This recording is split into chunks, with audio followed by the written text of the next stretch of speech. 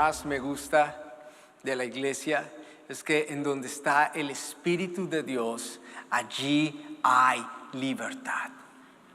Tenemos libertad en la casa del Señor.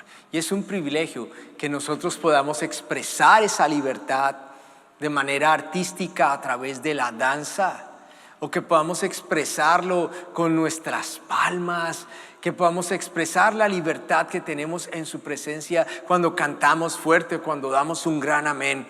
Y todas esas cosas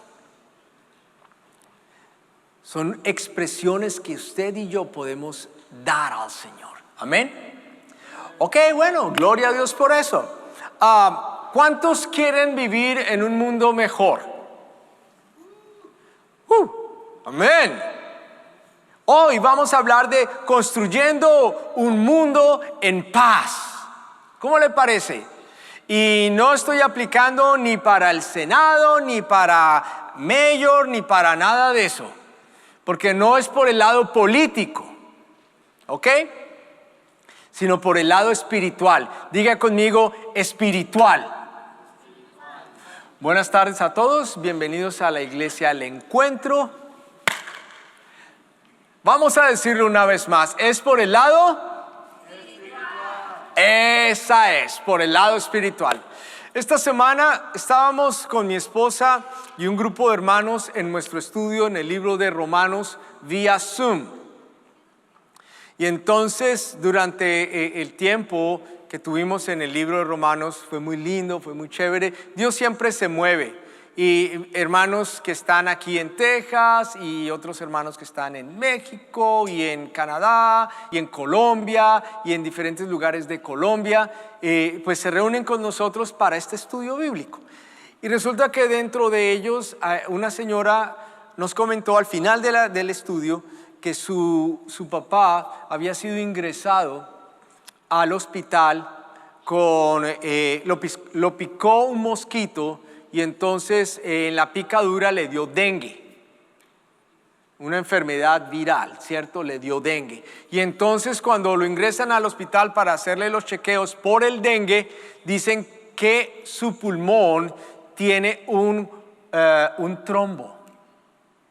Entonces tuvo un trombo en el pulmón y por esa razón pues la fiebre, más el dengue, más el trombo, y le hacen la prueba de COVID y da positivo. Entonces el hombre ya es un señor de edad, ya de una edad avanzada, y entonces está en este hospital con dengue, con un trombo en el pulmón y con diagnosticado de COVID y con fiebre.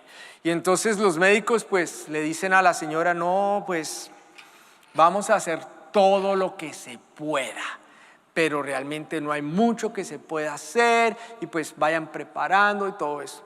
Entonces la señora en la clase dice, me acaban de dar esta noticia, vamos a orar. Y entonces oramos y oramos en ese momento.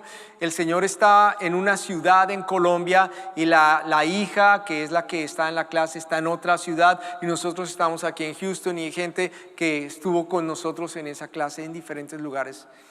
Y oramos y declaramos el nombre del Señor Jesús sobre la vida de este hombre. Y así quedó el tema. Y al día siguiente los médicos se levantan temprano para hacerle los exámenes normales de rutina a este hombre. ¿Y qué creen? No encontraban el trombo.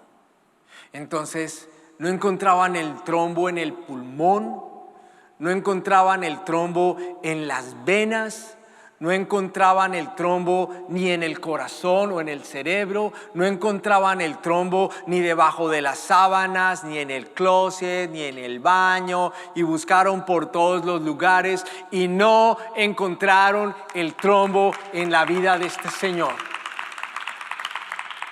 Y no hubo más fiebre. Y al día siguiente se fue para su casita. El COVID se fue. El trombo se fue, la fiebre se fue, la neumonía se fue, por una sola y sencilla razón, porque el Señor Jesús tomó la autoridad y tomó el lugar de Él en la cruz y pagó para darle a este señor sanidad y vida eterna.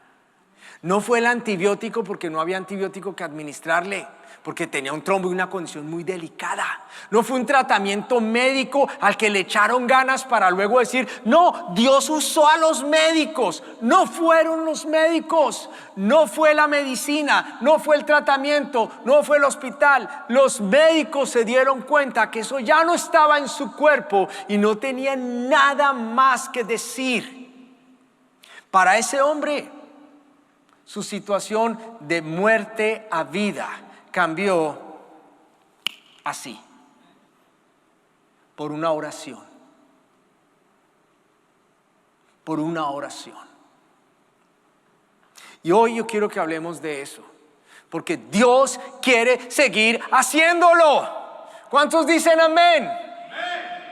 Dios quiere mover su poder en esta tierra, pero no lo quiere hacer a través del pastor, lo quiere hacer a través de ti. Lo quiere hacer a través de mí. Lo quiere hacer a través de su iglesia. Ya hubo una época en donde la gente, oh no, llamen al pastor, que vaya al pastor. Y el pastor, aquí voy. Este es un trabajo para... Sí. Y llegaba el pastor. Aquí está el pastor. Traiga al endemoniado. Traiga al enfermo. Hay poder, hay bendito, santo. Y sí, eso fue en una época. Pero hoy el Espíritu de Dios se quiere mover a través de ti, como lo hizo con estas personas. Ninguno estaba cerca, ninguno pudo ir hasta esa ciudad a orar por este hombre. Oramos juntos y ¿sabe una cosa? El Señor Jesús lo hizo y lo quiere hacer de nuevo. Primera de Timoteo, capítulo 2, versos 1 al 8. Pablo le habla a Timoteo, su discípulo, y le dice estas palabras. Y dice, exhorto, animo, ante todo, a que se hagan rogativas, oraciones, peticiones y acciones de gracias por todos los hombres y por los reyes y por los que están en eminencia, para que vivamos quieta y reposadamente en toda piedad y honestidad. Sigue diciendo, porque esto es bueno y agradable delante de Dios nuestro Salvador, el cual quiere que todos los hombres sean salvos y vengan al conocimiento de la verdad. Este es uno de los pasajes más tremendos y termina diciendo esto: quiero pues que todos los hombres oren en todo lugar, levantando manos santas, sin ira ni contienda. Empieza animando a la oración y termina diciendo, quiero que todos los hombres oren, levantando manos, sin ira ni contienda. Lo curioso aquí es que hoy en día son las mujeres las que oran. Y el término aquí, hombres, se refiere al género humano. No se refiere al macho o a la hembra o al varón y a la varona. No. Está hablando aquí de nosotros, de todos. De que todos nosotros tenemos que orar. Alguien me pregunta, ¿y a partir de qué edad está calificado una persona para orar? A partir de la edad que tenga fe para creer en Dios por un milagro en su vida. Oraciones poderosas han salido de la boca de niños de 5 o 6 años. Sanidades se han dado por oraciones de adolescentes y de ancianos. Entonces aquí el tema es bien sencillo.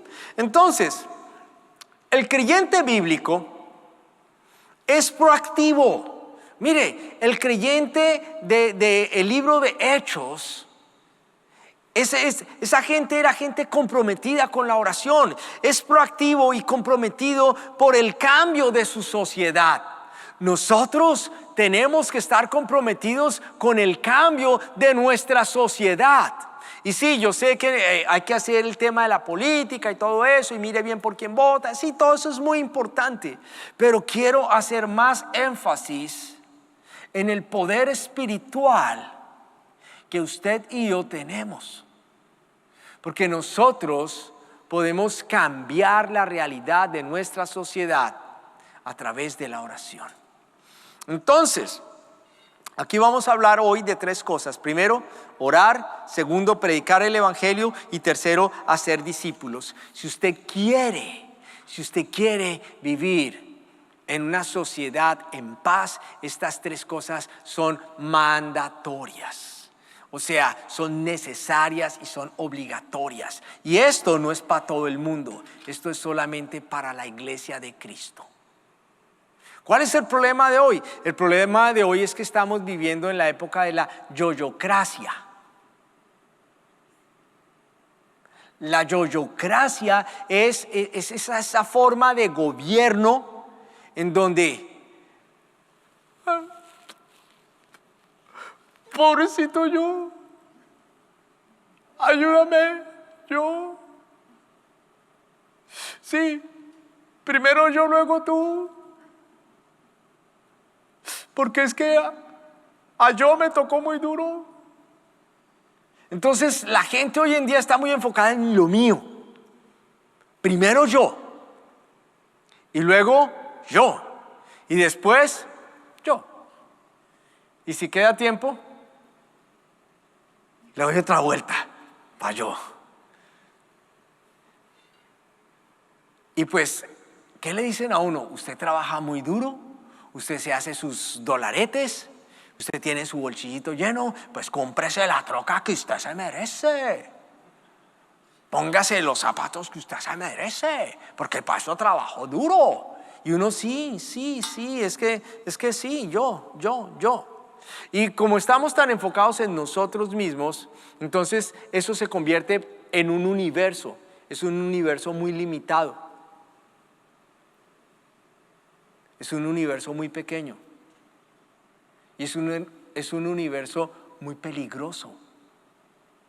Porque por andar metidos en ese universo no nos damos cuenta que le hacemos daño a otros.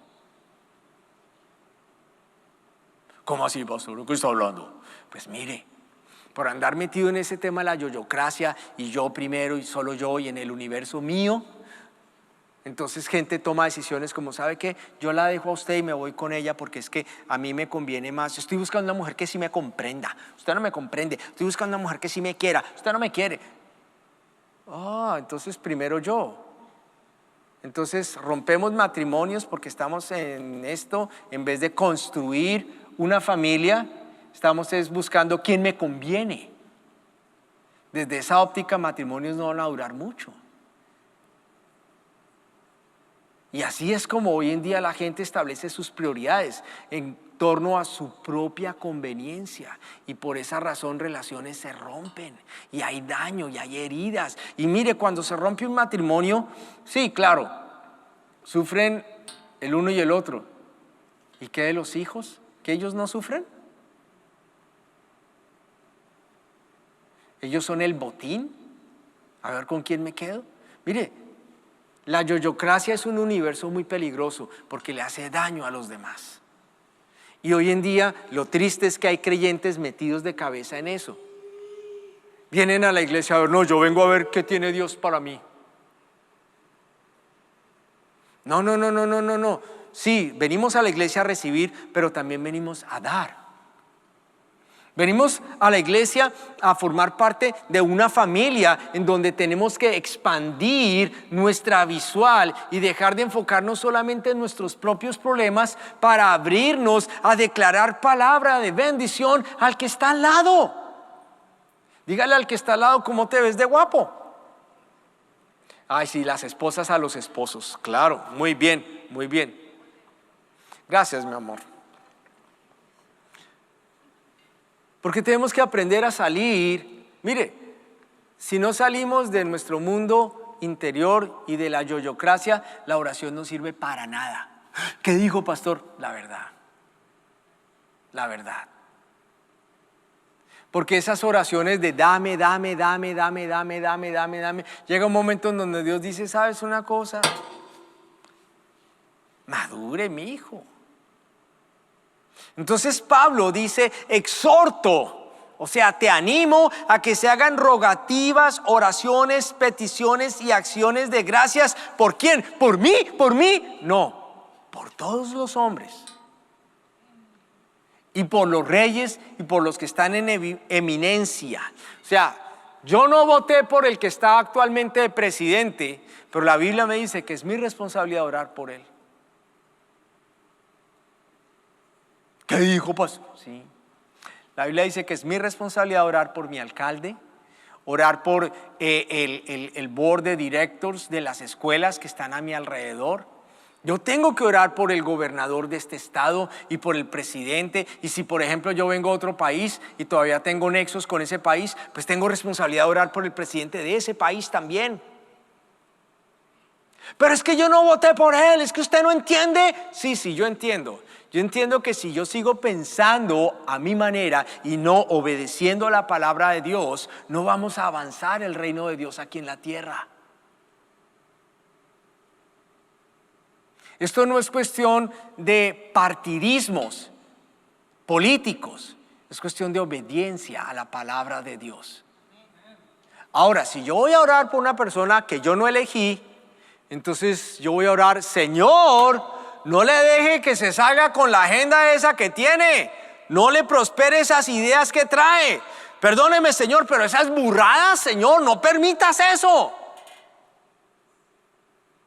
Yo voy a orar pidiendo que se haga la voluntad de Dios y no la voluntad del que quiere hacer ahí su cuento. Hay que saber orar. Por eso aquí se nos habla de rogativas y de oraciones y peticiones y acciones de gracias. Entonces tenemos tarea, tenemos trabajo. Ahora, la oración, como les dije, tiene que partir de la idea de que yo tengo que dejar de estar mirándome a mí mismo y empezar a mirar por los demás. ¿Ok? Pero también hay otro punto. La oración es una manera de mantener la cercanía y la intimidad con Dios. Porque ¿qué es orar? Orar es hablar con Dios. Usted no habla con Dios cuando empieza a decir, Padre nuestro que estás en los cielos, santificado sea tu nombre, venga tu reino, hágase tu voluntad, así en la tierra como en el cielo, el pan nuestro. Amén. Amén. Eso no es orar, eso es rezar. Rezar es repetir dichos, letanías. ¿Y sabe una cosa? Eso no mueve la aguja de Dios. Eso no mueve la aguja de Dios. Voy a pedir el favor que se hagan para acá, por favor, acérquense más. Esas sillas están cerradas. Vengan para acá, por favor. Usted no puede mover la aguja de Dios repitiendo lo que dijo otro. Lo que Dios quiere es oír su corazón. Dios quiere oír su corazón. Dios quiere oír lo que usted piensa, lo que usted siente. ¿Qué hay ahí? Expréselo. Y a veces oraciones es llegar y decir, ¿sabe qué, Señor? Perdóname, pero estoy molesto por esto. Entonces uno va y descarga en el Señor. Mire, si usted quiere saber cómo es la oración, le animo a que lea el libro de Salmos, para que vea cómo David abría su corazón delante de Dios. Ahora, dice la palabra de Dios en Filipenses capítulo 4, versos 6 y 7. Por nada estéis afanosos, sino sean conocidas vuestras peticiones delante de Dios, en toda oración y ruego con acción de gracias. ¿Qué dice la palabra de Dios?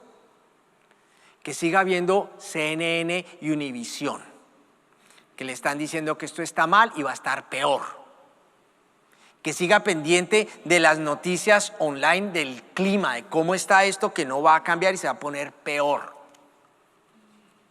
Uno no se ha dado cuenta, pero el adversario utiliza muchos mecanismos para generar estrés y preocupación y afán, y afán, y afán en la vida de la gente. Y hoy en día el sistema noticioso, nunca hay una noticia que dice, por fin esto, no. Todas las noticias son malas. Esto está mal, se va a poner peor. Esto está caliente. No, este es el peor verano en la historia. Nunca le van a decir que el sol está bonito, que está haciendo un día bonito, que se cuide del sol. No, le van a decir que este es el peor de los años, que no sé qué. Las noticias están diseñadas para generar alarmismo. ¿Sabe por qué? Porque eso produce plata. ¿Cómo así? Sí, el alarmismo produce plata porque la gente se tensiona y va al médico. Ya empezamos con la consulta al médico. Y entonces el médico le formula. Ahí hay más plata porque se mueve la economía, porque el médico le formuló a usted medicinas y entonces usted tiene que ir a comprar esas medicinas y luego y entra en una cadena de que otro me arregle el problema y usted no tiene el control sobre su problema. ¿Ese problema lo creó usted? No. Se lo transfirieron a usted a través del afán que produce este mundo. Es increíble cómo cuando usted anda estresado, su metabolismo produce o le predispone a usted a enfermedad. Enfermedades en el estómago, enfermedades en la presión arterial, enfermedades cardiovasculares por causa del afán. Nadie toma responsabilidad con respecto a las noticias. Simplemente lo que hacen es dispararlas. Pero la Biblia dice, por nada estemos afanosos. En cambio, la Biblia sí tiene una respuesta para usted. La Biblia le dice a usted, ¿cuál es su petición? Hágala conocer delante de Dios en toda oración y ruego con acción de gracias. Y lo próximo que va a pasar es esto. Y la paz de Dios, que sobrepasa todo entendimiento, guardará sus corazones y sus pensamientos en Cristo Jesús, Señor nuestro. Entonces, dice la palabra de Dios, venga y ore. En vez de andar preocupado, y le quiero aclarar una cosa, su preocupación no va a arreglar el mundo. O que usted esté informado, no va a arreglar el mundo. Que usted esté preocupado no va a arreglar el mundo. Que usted esté afanado no va a arreglar el mundo. Pero que usted ore, su mundo interior va a ganar paz. Y a su alrededor se va a mover el poder de Dios. Ezequiel capítulo 22, verso 30 dice, y busqué entre ellos hombre que hiciese vallado y que se pusiese en la brecha delante de mí a favor de la tierra para que yo no la destruyese, y no lo hallé. ¿Y sabe por qué no los halló? Si hoy en día los busca, el Señor no los halla porque todo el mundo anda metido en las redes sociales. No tiene tiempo para buscar a Dios en la Biblia, sino que andan en las redes sociales ahí pendiente de ¿y qué pasó? Y mire lo que hizo el fulano, y mire lo que dijo la fulana, y mire lo que hizo, no, a mí sí no me parece, sí. Metidos en eso, y Dios los está buscando y los está llamando, ¿para qué? Para que se pongan en la brecha. Dios en esta hora, en este momento, te está llamando a ti con este mensaje para que tú te pongas en la brecha. ¿De qué está hablando, pastor? Pues la brecha, dice acá, entre el pueblo y el juicio que ya está decretado para ese pueblo. Mire, vivimos en una sociedad que está haciendo mal, que están tomando decisiones mal, que están orientando a la gente a pensar mal. A lo malo lo llaman bueno y a lo bueno lo llaman malo. ¿Y ustedes creen que todo esto va a seguir así tranquilo y en paz? No, van a ver las consecuencias. La Biblia dice, Dios no puede ser burlado. Todo lo que el hombre siembra, eso cosecha. Y el que siembra para su carne, de su carne segará destrucción. Pero el que siembra para el Espíritu, del Espíritu segará vida eterna.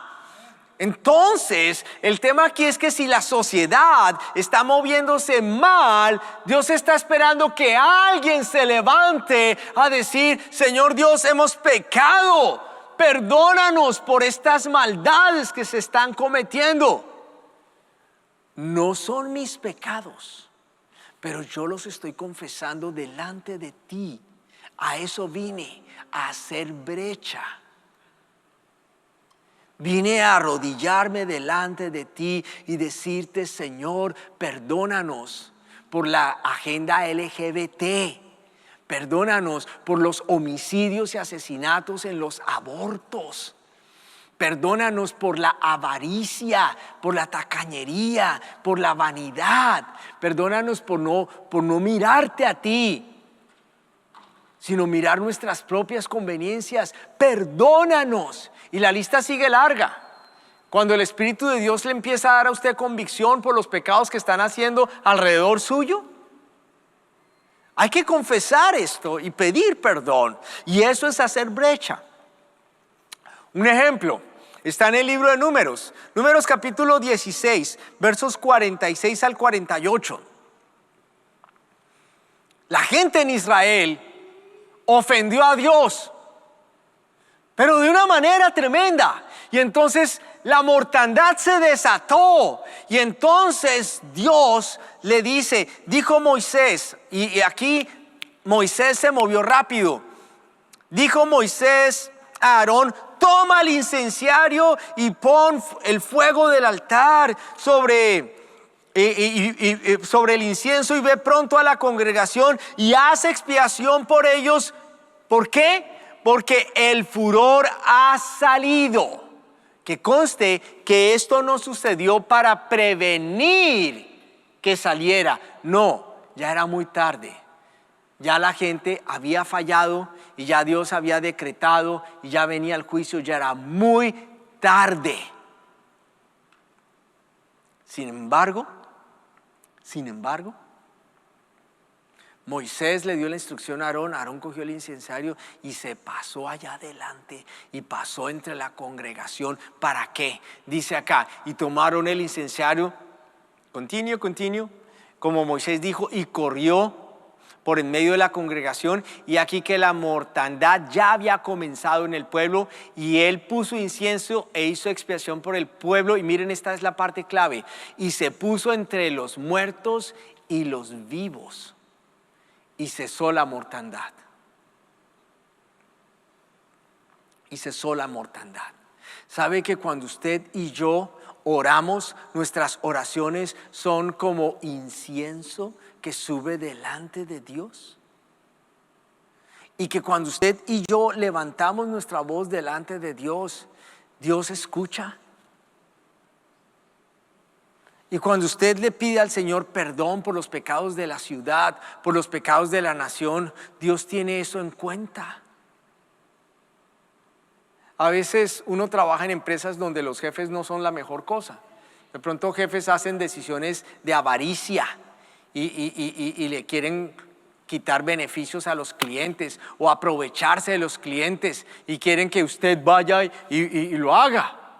Pero la decisión no fue suya, la decisión fue de ese jefe o de ese dueño de compañía. Y usted va, Señor, perdóname. No me permitas esta iniquidad. Y Dios hace justicia. Entre la bendición y la maldición tiene que estar parado el creyente. Usted y yo tenemos que pararnos delante de Dios y confesar el pecado y pedir perdón. Pero no son mis pecados. Yo sé, Aarón no fue el que pecó, pero él cogió el incensario y puso fuego allá y se movió rápidamente. ¿Sabe por qué? Porque el poder de las tinieblas tiene que ser detenido. El avance de la rebeldía, de la necedad, de la testarudez, de la ignorancia tiene que ser detenido. El poder de engaño de Satanás tiene que ser detenido. Y cuando usted levanta su voz en oración, el Espíritu de Dios fluye y lo usa a usted. Ahora, este es un ejemplo, pero también hay otro ejemplo al respecto de la oración y al respecto de la intercesión que me gusta mucho. Es aquel pasaje en donde Dios decide que tiene que destruir a Sodoma y a Gomorra. ¿Por qué? Porque la maldad de esas ciudades ya había subido hasta el cielo. Entonces Jehová le dijo: por cuanto el clamor contra Sodoma y Gomorra se aumenta más y más, y el pecado de ellos se ha agravado en extremo, descenderé ahora y veré si han consumado su obra según el clamor que ha venido hasta mí, y si no, lo sabré. Y bueno, fueron y se apartaron, y bueno, llegaron hasta donde estaba Abraham, y Abraham recibió información, porque Dios dice acá: ¿encubriré a Abraham lo que voy a hacer? Cuando Dios va a hacer algo, Dios siempre revela a su pueblo, a los descendientes de Abraham, lo que va a hacer. ¿Y para qué nos revela Dios cosas que han de venir? Pues para que nosotros intercedamos. Abraham sabía que en esa ciudad vivía Lot, su sobrino a quien él quiso mucho, y que Lot tenía 2 hijas. Entonces Abraham empezó a negociar con Dios, intercesión. Empezó a decir: ¿destruirás al justo con el pecador también? No, tú eres Dios, no hagas eso. ¿Qué tal si en esa ciudad hay 50 justos? ¿Perdonarás la ciudad? Y Dios le dijo: si hay 50 justos, la perdono. Pero Abraham y Dios sabían que en esa ciudad no habían 50 justos. Entonces Abraham: perdóneme que ya he entrado a hablar con usted, pero ¿qué tal si de esos 50 faltaran 10? ¿Destruirías la ciudad aún habiendo 40 justos? Y Dios le dice: no, aunque hayan 40, la perdono. Pero Dios toma la decisión de perdonar a estos. ¿Por qué? Por causa de la intercesión de Abraham. Pero Abraham volvió y otra vez le dijo: no, pero ¿y qué tal que faltaran 5? Y así le fue negociando y Dios le fue rebajando y le fue diciendo: mira, yo perdono, hasta que ya llegamos al número crítico, 10. Y ya Dios llegó a un punto en donde de 10 para abajo, sorry, lo máximo que puedo hacer por ti es sacar a tu gente de ahí, pero esa ciudad tiene su juicio. Tiene su juicio, y eso fue lo que sucedió.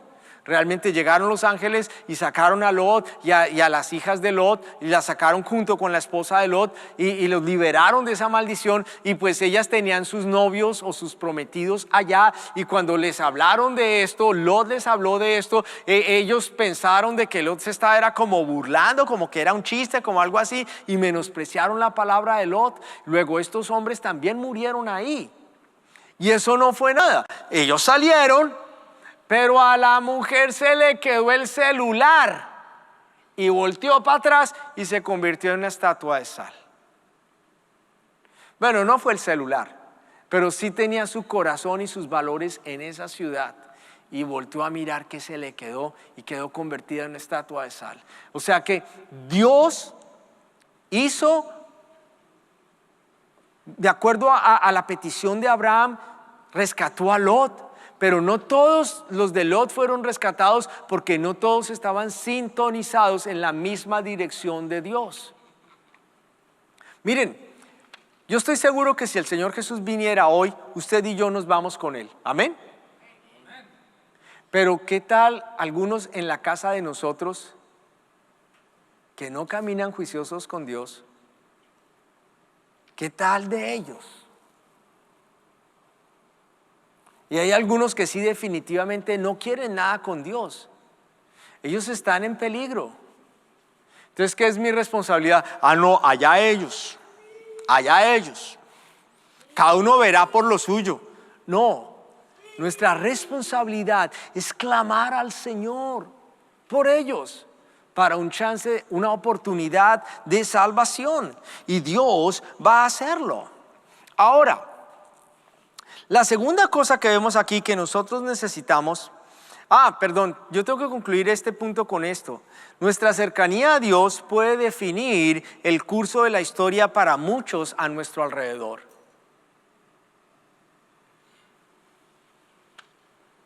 Cada vez que usted entra en la presencia del Señor a orar e interceder, se está debatiendo la eternidad de alguien. No tome su oración como algo a la ligera. El día lunes de la semana pasada, un señor estuvo entre la vida y la muerte. Y la decisión de vida fue dada por Dios porque un grupo de personas decidió orar. Decidió orar. Y Dios dijo, sí, me apunto. Y lo sanó. Lo sanó completamente. No estamos hablando de supercristianos porque eso no existe. Estamos hablando de gente de carne y hueso como usted y yo, pero que estamos dispuestos a esperar lo mejor de Dios. La clave es esta: usted y yo tenemos que esperar lo mejor de Dios. Yo voy a orar por un enfermo esperando una sanidad. Por muchos años yo iba a los hospitales a orar por enfermos por sanidades. Muchas sanidades se dieron y otras no se dieron. Pero yo me comprometí a mí mismo a que yo nunca iría a un hospital solamente para darle consuelo a un enfermo. Que eso es muy bonito y es muy loable y yo lo respeto. No lo critico, yo lo respeto. Pero en cuanto a mí, yo espero su sanidad. La señora en coma solamente podía mover la mano. ¿Me escuchas? Movía el dedo. Jesús te ama. ¿Tú crees eso? Y con la respuesta de este dedo, yo sé que ella le entregó su vida a Cristo ese día. 3 horas después pasó a la presencia de Dios. Pero yo le digo una cosa: yo tengo la expectativa y la fe de que Dios va a hacer siempre algo. Y esa señora se fue con el Señor. Yo tengo la certeza de que eso sucedió porque ella me respondió cuando yo le invité y ella aceptó. Mire, hay que esperar de Dios siempre lo mejor. No, pero es que pastor, usted no sabe cómo es mi hijo. Sí, yo no sé cómo es su hijo. Dios sí sabe.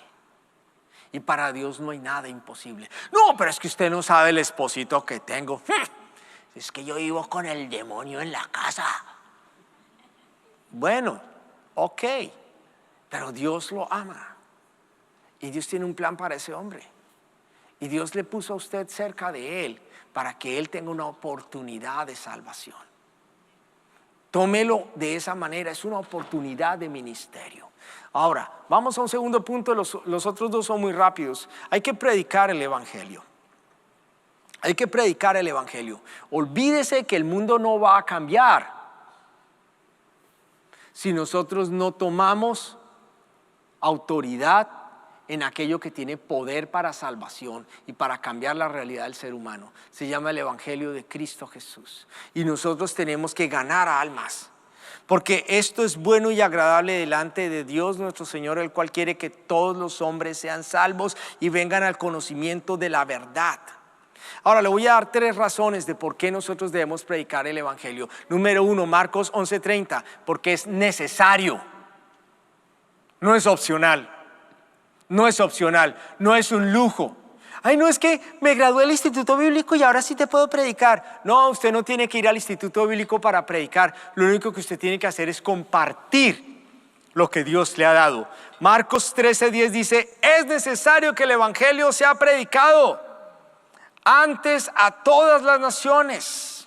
Ahora, Marcos 16:15, la segunda razón dice: id por todo el mundo y predicar el evangelio. Ojo con esto: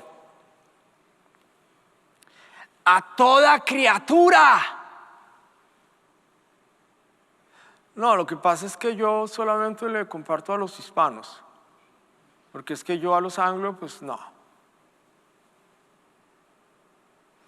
Es que yo soy de Michoacán y yo solamente le hablo a los de Michoacán, México. Los demás, no. Lo que pasa es que nosotros los venezolanos, y solo con los venezolanos, no. La Biblia dice que tú y yo tenemos que llevarle a toda criatura, incluyendo a los colombianos. O sea, va a todos. No está diciendo si es bonito, si es feo. Mire, toda criatura. No le hace si la persona te entiende o no te entiende. Porque a veces uno trata con personas que uno no sabe si le entendió o no le entendió. La Biblia dice a toda criatura, usted ámele y predíquele y llévele el evangelio. Usted no sabe. Sí, está por ahí en la que borrachera, está por ahí con qué drogas. Usted lo encontró, homeless que tiene 15 años que no se baña, 18 en la calle. La Biblia dice a toda criatura. Si usted tiene ahí unas monedas o $1 en una esquina y le puede dar una moneda a alguien en un cruce, háblele de Cristo. Mire, no la haga fácil. ¿Sabe cuál es el peor error que uno puede hacer? No, yo le di una invitación de la iglesia. No, yo le di un volante de la iglesia. Eso no es predicar el evangelio. Eso es botar papel a la calle. ¿Cuándo aprenderemos que entregar panfletos no es predicar el evangelio? Predicar el evangelio es que usted le hable. Hey, listen to me.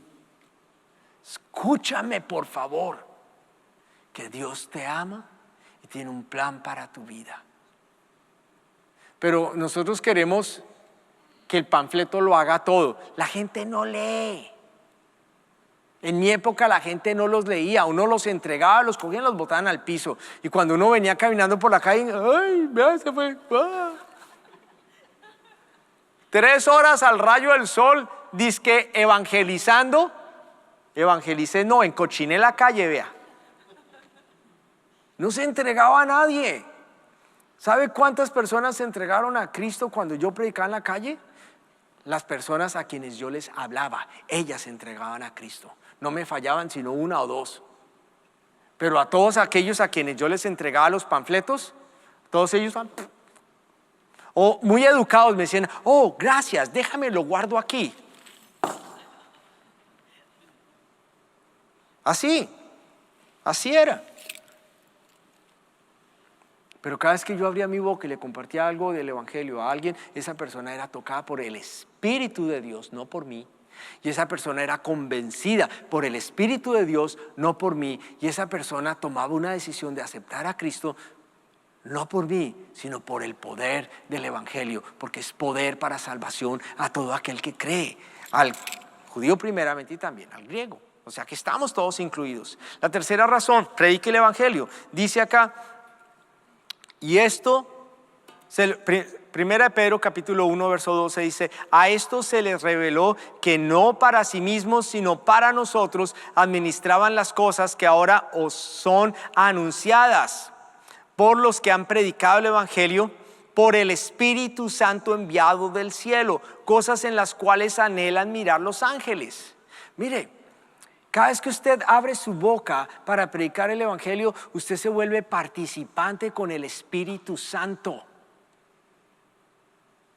El Espíritu Santo se mueve a través de usted. No quiero criticar a nadie ni ofender a nadie, pero ¿cuál es el sentido de andar dando palabras proféticas y de orando por sanidad de enfermos si no los llevamos a los pies de Cristo? ¿Para qué? Un pecador enfermo, un pecador sanado. ¿Y en dónde terminó? En el infierno. Ah, pero fue sanado. Eso sí fue sanado. No. Si usted va a orar por una persona y Dios le va a sanar, haga el trabajo completo. llévelo a los pies de Cristo. Nos encanta la parte de orar por los milagros y todo, pero eso tiene un propósito. El propósito, y miren, todavía voy más lejos y es el último punto. La tarea no termina con predicar el evangelio. La tarea termina en que se conviertan en discípulos. Hay que hacer los discípulos. Realmente Dios nos ha llamado a nosotros como iglesia a hacer discípulos, que es la parte más emocionante y más chévere de la vida del creyente, hacer discípulos. Mire, cuando usted vaya al cielo y esté en la presencia del Señor, nadie le va a decir, ay, gracias por haber orado por mí, es que el Señor te usó para sanarme aquí. Esas no cuentan. ¿Por qué? Porque fueron sanados por el Señor. Pero cuando usted esté ahí en el cielo con la presencia del Señor y de pronto alguien se va a acercar y decir, oye, gracias, tú fuiste el que me habló de Cristo, gracias. Y va a haber otro que se va a acercar y decir, oye, gracias porque tú invertiste tiempo para que yo aprendiera a caminar como creyente. Gracias. Miren, la gracia de una iglesia no es qué programa tiene para entretenerte cada domingo. La gracia de una iglesia es que nosotros seamos una comunidad que hace discípulos, que aprendemos y nos integramos como una familia que hace discípulos para Cristo. Ese es el punto más importante y eso es exactamente lo que el adversario ataca contra las iglesias,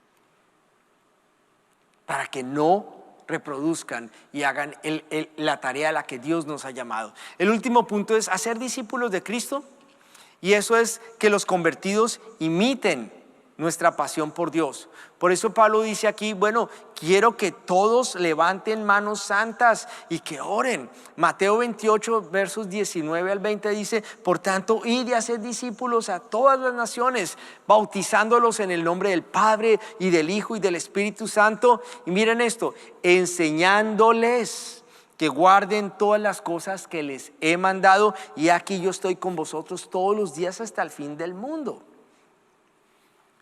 Hacer discípulos es una tarea de reproducción y es una tarea de invertir tiempo, recursos y de mantener una expectativa de victoria sobre aquellos en quienes decidimos trabajar. Yo necesito mantener la expectativa de que esto que te estoy compartiendo va a producir un fruto muy bueno en ti. Que tú vas a poder conectar con Jesús igual o mejor que yo. Que tú vas a poder orar por enfermos y van a ser sanados aún más que yo. Que tú vas a poder declarar palabras proféticas con más afinación y puntería que yo. Que tú vas a ser instrumento de Dios más allá de donde yo he ido. Nosotros no hacemos discípulos solamente por, ay, no, que no me iguale. No, tú tienes que ir más lejos que yo. Yo anhelo que cada uno de ustedes llegue más lejos que yo. ¿Por qué yo anhelo eso? Porque esa es la gracia del discipulado. Y sabe una cosa, lo que más me emociona es que Dios te escogió a ti para esa tarea en este tiempo de la historia. Esto no es para muchos. Esto es para machos. Porque hoy en día a ti no te aplauden por ser creyente. Antes te critican. Ay, tú eres uno de esos radicales. Ay, sí, tú eres de esos negativos, de esos que... Entonces la única manera que nosotros tenemos, la única opción que nosotros tenemos es demostrar con nuestro amor que la sociedad y los medios están equivocados con respecto a nosotros. Pero para ver ese amor vamos a tener que interactuar y de golpe nos van a herir, de golpe nos van a atacar y la gente va a estar mirando cómo respondemos. Si respondemos con amor o por la herida. Entonces necesitamos armarnos espiritualmente del Señor. En esta hora yo les quiero invitar, amados hermanos, nuestra sociedad está urgida de un cambio y ese cambio viene a través de ti. ¿Y cómo es? Cuando tú tomas compromiso en la oración, en compartir el evangelio y en hacer discípulos. Dios no te está pidiendo nada del otro mundo, pero lo que te está pidiendo es importante, es necesario, es urgente. ¿Cuánto tiempo nos queda a nosotros en esta sociedad antes de que Jesús venga? Yo no tengo problema por ti, te digo honestamente, yo sé que tú te vas. Mi problema es por la gente alrededor de nosotros que no están listos, porque si estuvieran listos estarían aquí llenando todas estas sillas. Esto debería estar lleno de primos, amigos, vecinos, conocidos de nosotros. Pero ¿por qué no vienen? Porque usted les ha dicho, oye, vente el domingo a la iglesia, que no sé qué, dice cuándo. Y ellos dicen, no, está bueno, el próximo domingo allá te caigo. Y así lleva como 6 meses dándole vueltas. Y yo te quiero decir, eso tiene que cambiar. Con la oración lo vamos a cambiar. Y después de la oración, con nuestro mensaje de Cristo. Y después de nuestro mensaje de Cristo, con nuestro esfuerzo de ayudarles a que se formen en las verdades de Dios. ¿Cuántos aquí están dispuestos a hacer eso para el Señor? Quiero ver su mano, porque el Señor está viendo su mano, inclusive en la cámara, inclusive en cada una de las áreas. Es que no hubo ninguno que no haya dicho no. Y le doy la gloria y la honra al Señor, porque usted y yo estamos listos. Así que vamos a orar. Padre que estás en los cielos, aquí estamos delante de ti, como tu iglesia, iglesia hispana. Representamos las naciones del pueblo hispano aquí en este país. Y venimos delante de ti a pedirte que nos uses para tu gloria y honra. Aceptamos el llamamiento y aceptamos el compromiso de orar, de predicar el evangelio y de hacer discípulos. Pero solo si tú vienes con nosotros y nos diriges paso a paso como debemos hacer. Padre, te doy gracias porque tú has prometido llenarnos con tu Espíritu Santo. Y te pido, Señor, que de aquí en adelante cada uno que ore, su oración sea respondida en sanidad, en milagros, en confirmaciones. Cada uno que proclame, que abra su boca para hablar de ti, la confirmación y la respuesta sean salvaciones. Y Padre, yo te pido que la gente imite nuestra fe y se conviertan en discípulos tuyos, porque tu Espíritu Santo nos usa para este fin. Te doy gracias porque aquí somos la iglesia, el encuentro en Victory, y estamos para proclamarte y para servirte y para hacer tu voluntad en este tiempo final de la historia. Llévanos, Espíritu Santo de Dios, por el camino que tú tienes listo para nosotros en Cristo Jesús. Amén. Amén. Gloria al Señor. Bueno, hermanos, quiero despedirme de la audiencia que nos está viendo online y desearles que el Señor les acompañe y les bendiga. Tengan una semana excelente. Por favor, no dejen de mandar sus comentarios en la red que usted nos está viendo, ya sea en YouTube o en el sitio web o a través del Facebook. Por donde nos esté viendo, no se le olvide hacer su comentario para nosotros saber que usted nos está viendo y orar por usted. Dios les bendiga.